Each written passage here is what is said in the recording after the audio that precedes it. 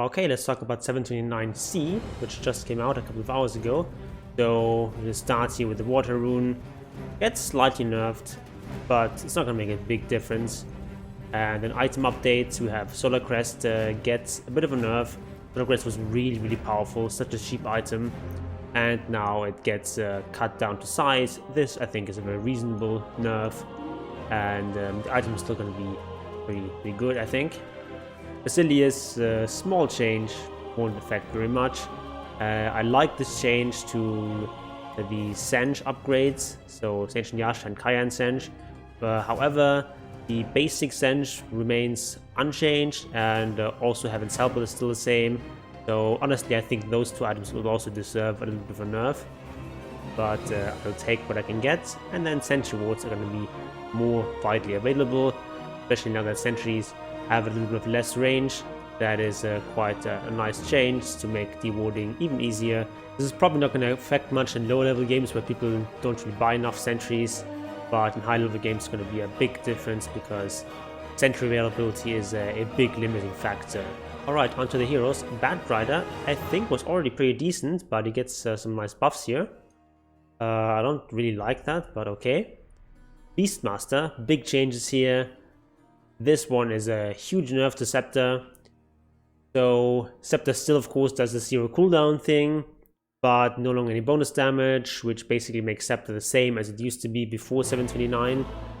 Except you have less mana cost on Wild Axes, but also you don't get that damage talent that you had at I think level 20. That one is gone, and you also lose the bonus damage from the Scepter. So I think the Scepter build will more be a sort of situational thing that you do in particular kinds of games. For example, if you want to deal with a lot of illusion spam, that might be nice, or if you're dealing with some really tanky targets, having these Scepter buffs piling up on them might be useful. But it's no longer going to be the go-to build for every game, which I think is a good change. And in compensation for that, you get a bit of a buff here on Inner Beast, 5 extra attack speed at every level, and also the Beast focus talent saying improved a little bit, more boar damage, more health. This talent is actually really strong, like 350 HP for Beastmaster and all of his controlled units. That is quite good. And this talent gets nerfed a bit. So I like those changes to Beastmaster. I think it's gonna make him a very marginal mid hero, if at all, but it's gonna make him as an offlane. I think it's sort of a fair change. You're probably gonna go back to just buying normal aura-ish items, getting, you know, Solar Crest and Vlad's and these sorts of items, rather than just going for the Aghanim's Rush.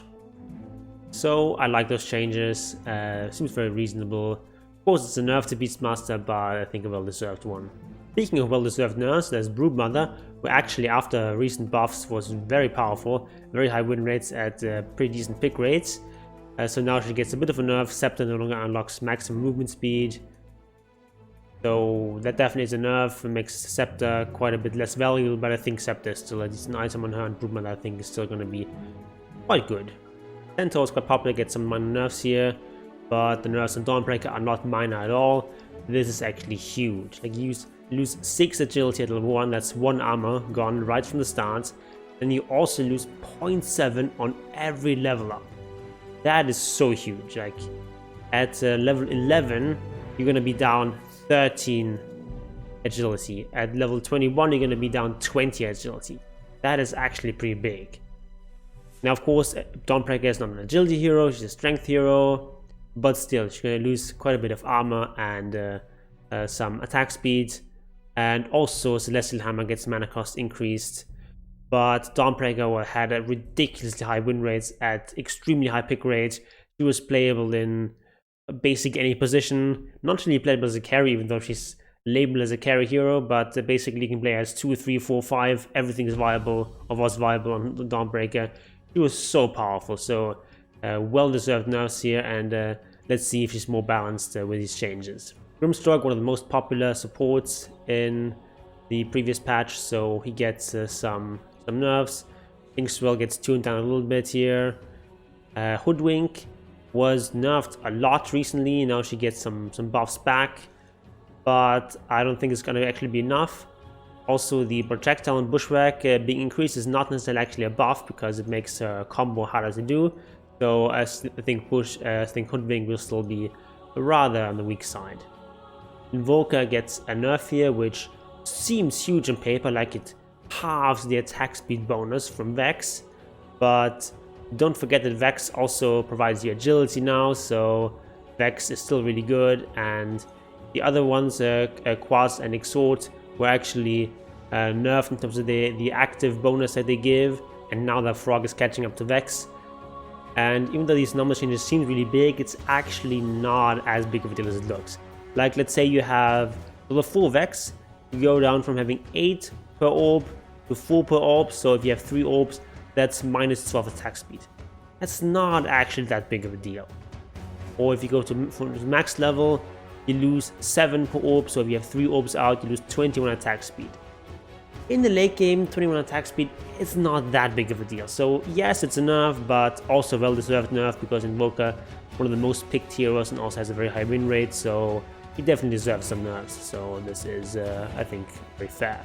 Kotl gets some buffs, whatever. Kunkka, 10 movement speed, that's actually a pretty huge buff. Kunkka definitely needs it, he's kind of underwhelming.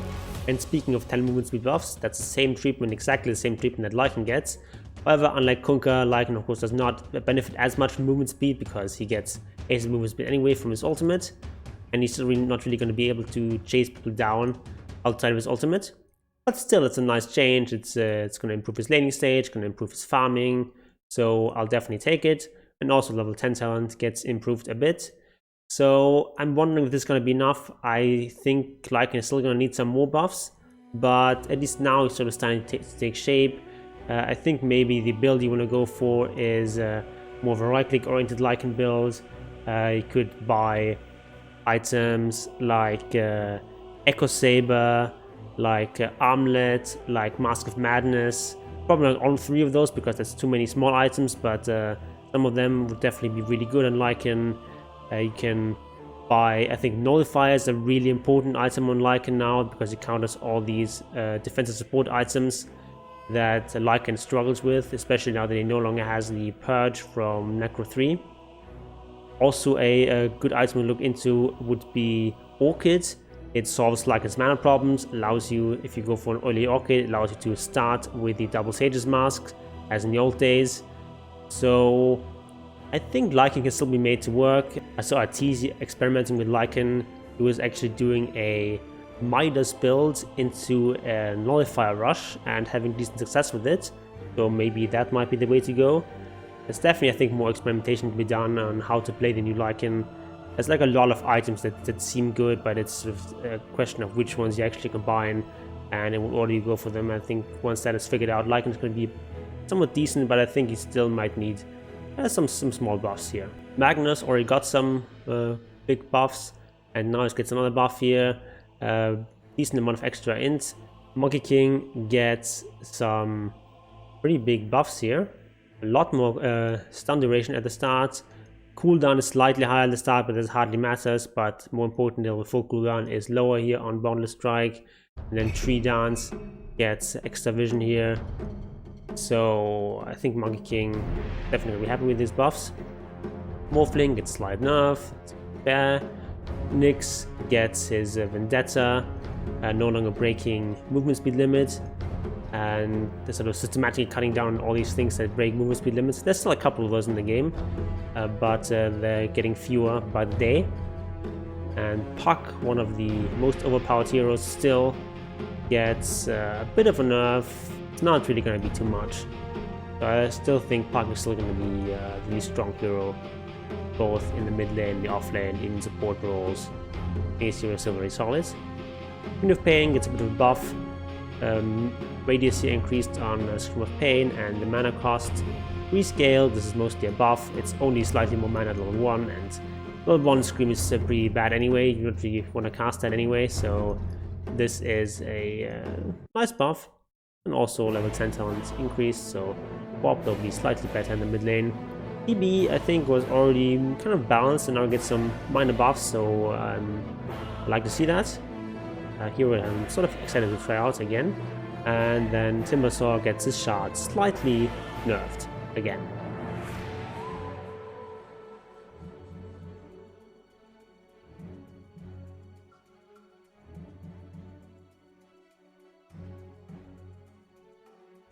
Biggest change is definitely Beastmaster nerfs and the nerfs to Dawnbreaker. Two sort of overpowered heroes that get cut down to size a little bit. Overall, I think this is a very decent patch. Some good, well-needed changes, and to be honest, I never really liked the Beastcaster or Axemaster thing, so I'm kind of happy that this is gone and I can go back to playing regular old Beastmaster. And maybe even get some more buffs now that the broken axe build is gone. So he's hoping to that, and if you want to see more of me, click on the video on the screen, and also follow me on Twitch at twitch.tv/Gunnarsson, where I stream on Wednesdays and Sundays. You can watch me play Dota and also get some of your replays analyzed if you want to. And Obelis willing, I'll see you there.